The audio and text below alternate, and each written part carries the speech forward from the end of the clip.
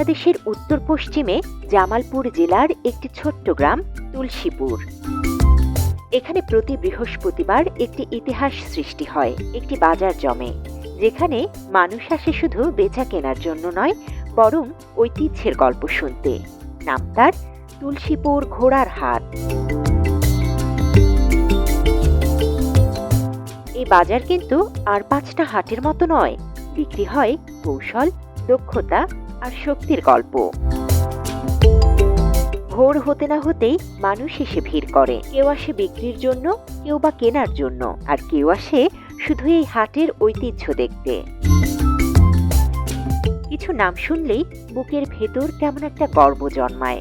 কিরণমালা, বাহাদুর, রাজা, বিজলি, এরা যেন শুধু ঘোড়া নয়, বরং জীবন্ত কিংবদন্তি। প্রতিটি ঘোড়ার নামের পেছনে লুকিয়ে আছে গল্প, লড়াই আর গৌরবের ইতিহাস। আপনার মনে হতে পারে এ তো শুধু ঘোড়ার বাজার, কিন্তু না, এখানে প্রতিটি ঘোড়াকে নিয়ে চলে এক বিশেষ পরীক্ষা। বালুময় পথে হাঁটা, পানিতে ছোটানো আর উঁচু নিচু পথ পাড়ি দেওয়া। এভাবেই প্রমাণিত হয় কার ঘোড়া কতটা যোগ্য।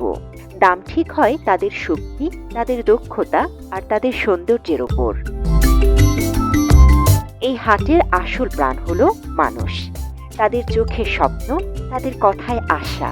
কেউ বলে এই ঘোড়া আমার জীবনের সঙ্গী, আবার কেউ বলে এখানে এসেই জীবনের প্রথম সফল কেনাকাটা করেছিলাম। তুলসীপুরের এই হাট শুধু একটা বাজার নয়, এটি এই এলাকার অর্থনীতির মেরুদণ্ড।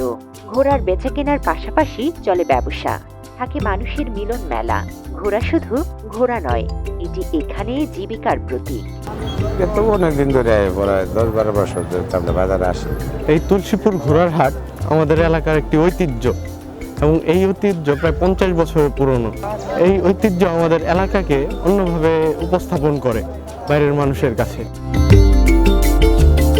এই হাটকে আরো সুন্দর, আরো জনপ্রিয় করতে নেওয়া হচ্ছে নানা উদ্যোগ। স্থানীয় প্রশাসনের দাবি, তুলসীপুর ঘোড়ার হাটকে আমরা এমন পর্যায়ে নিয়ে যাব যেখানে এটি হয়ে উঠবে দেশের অন্যতম ঐতিহ্যবাহী কেন্দ্র।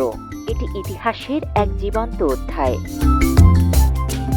আমরা চাই এই হাট আরো ঐতিহ্যবাহী হয়ে উঠুক, মানুষের কাছে আরো জনপ্রিয় হয়ে উঠুক। ইনশাল্লাহ আমরা আশা করি এই হাট জনপ্রিয়তা পাবে এবং সরকারের মাধ্যমে এই হাটকে আরো উন্নত করার চেষ্টা করা হবে। প্রজন্মের পর প্রজন্ম ধরে এই হাট আমাদের শিকড়ের গল্প বলে। এটি আমাদের চেনায় আমরা কে, আমরা কি ছিলাম। ঐতিহ্যের বুকে এক মাইল ফলক, তুলসীপুর ঘোড়ার হাট।